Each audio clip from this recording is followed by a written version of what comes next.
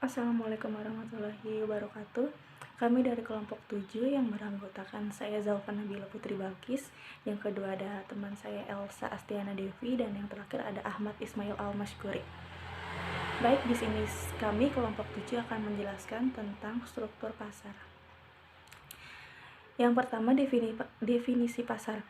Pasar merupakan mekanisme pertukaran barang dan jasa yang bersifat alamiah dan telah berlangsung sejak peradaban manusia. Pasar merupakan bagian penting dalam kehidupan seorang muslim dan dapat digunakan sebagai katalisator hubungan transendental muslim dengan Tuhan. Dengan kata lain, pasar adalah perdagangan dalam ibadah muslim dalam kehidupan ekonomi.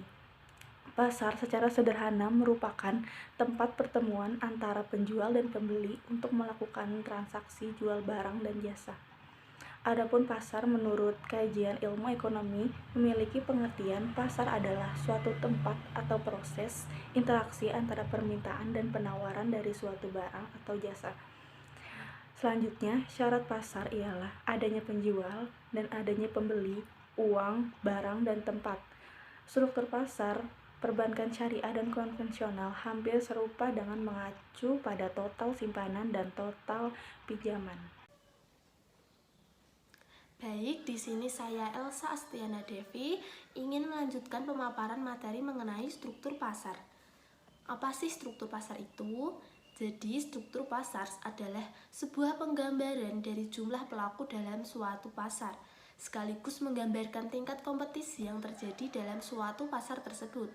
Struktur pasar memiliki pengertian penggolongan produsen kepada beberapa bentuk pasar berdasarkan pada ciri-ciri seperti jenis produk yang dihasilkan, banyaknya perusahaan dalam industri, mudah tidaknya keluar atau masuk ke dalam industri, serta peranan iklan dalam kegiatan industri. Selanjutnya, struktur pasar sangatlah penting. Mengapa? Karena terkait dengan harga yang akan diterima oleh konsumen. Struktur pasar juga akan mempengaruhi tingkat efisiensi. Semakin tinggi jumlah pelaku dalam pasar, maka tingkat persaingan akan semakin tinggi juga, sehingga menuntut untuk lebih efisien. Slide selanjutnya yaitu mengenai struktur pasar yang islami. Gimana sih struktur pasar yang islami itu? Jadi struktur pasar yang islami itu adalah sebuah pasar yang menciptakan tingkat harga yang adil. Adil dalam hal apa? Adil dalam hal tidak merugikan konsumen maupun produsen terkait dengan surplus produsen dan surplus konsumen. Struktur pasar dalam Islam didasarkan atas prinsip kebebasan termasuk dalam melakukan kegiatan ekonomi. Dalam struktur pasar yang islami itu ada beberapa sebuah prinsip, yaitu yang pertama prinsip kebebasan ekonomi. Kebebasan ekonomi adalah sebuah pilar pertama dalam struktur pasar islami. Kebebasan ini berdasarkan pada ajaran Islam yang meliputi pertanggungjawaban dan kebebasan. Prinsip pertanggungjawaban individu merupakan hal yang mendasar dalam ajaran Islam yang ditekankan oleh Al-Quran dalam berbagai ayat dan perbuatan serta perkataan Nabi SAW. Prinsip dari pertanggungjawaban individual ini disebutkan dalam berbagai konteks dan kesempatan secara berbeda, yaitu yang pertama, misalnya setiap orang akan dihisab secara individu, dan ini diterapkan kepada Nabi. Tidak ada cara bagi seseorang untuk menebus perbuatan jahatnya, kecuali dengan mencari keridhaan Allah dan melakukan amalan-amalan baik.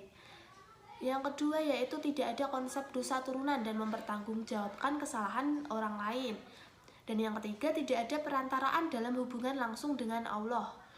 Selanjutnya, yang kedua, ada sejarah kebebasan ekonomi dalam masyarakat Islam. Di sepanjang sejarah masyarakat Islam, kebebasan ekonomi itu dijamin oleh tradisi masyarakat sebagai sistem hukumnya. Nabi SAW menolak penetapan harga, bahkan walaupun harga sangat tinggi. Penolakannya didasarkan pada prinsip keterbukaan dalam bisnis, di mana tidak memperbolehkan produsen dalam menjual barangnya pada tingkat yang lebih rendah dari harga pasar.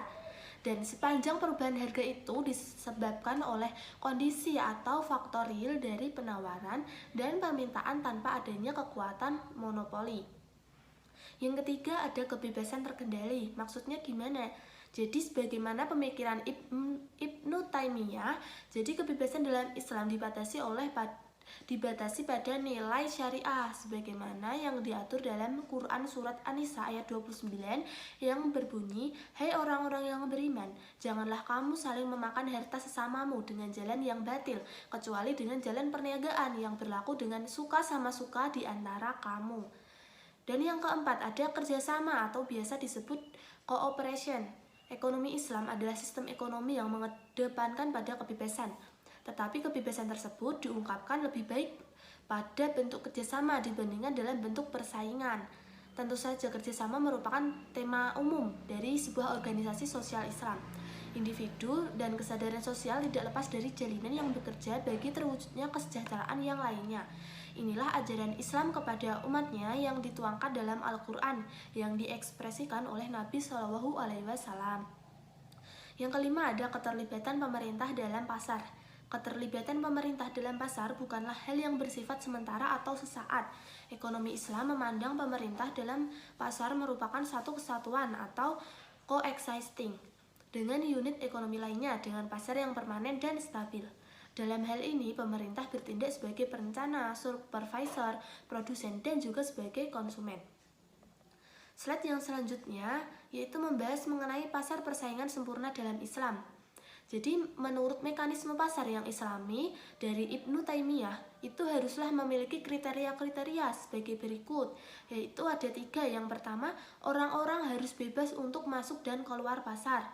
Memaksa penduduk menjual barang tanpa ada kewajiban untuk menjualnya adalah tindakan yang tidak adil, dan ketidakadilan itu sebagaimana sudah dilarang. Kemudian yang kedua, tingkat informasi yang cukup mengenai kekuatan-kekuatan pasar dan barang-barang dagangan adalah perlu.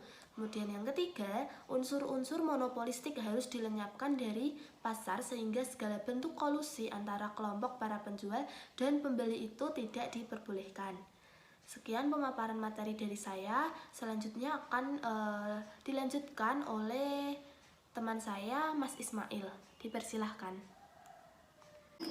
Saya akan melanjutkan penjelasan materi mengenai mekanisme pasar dalam Islam.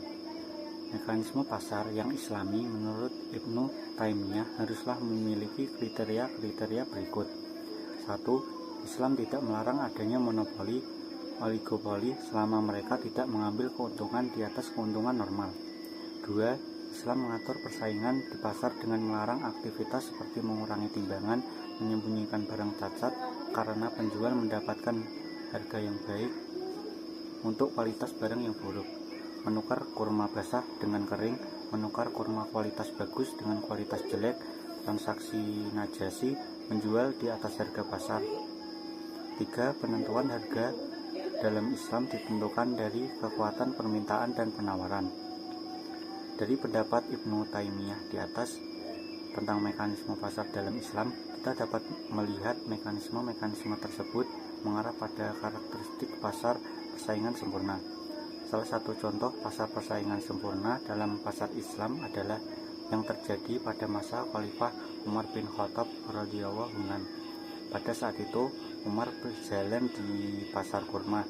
Ketika itu, Umar mendapati salah seorang pedagang yang menjual di bawah harga yang ada di pasar tersebut. Umar memberikan 2 pilihan pada penjual tersebut.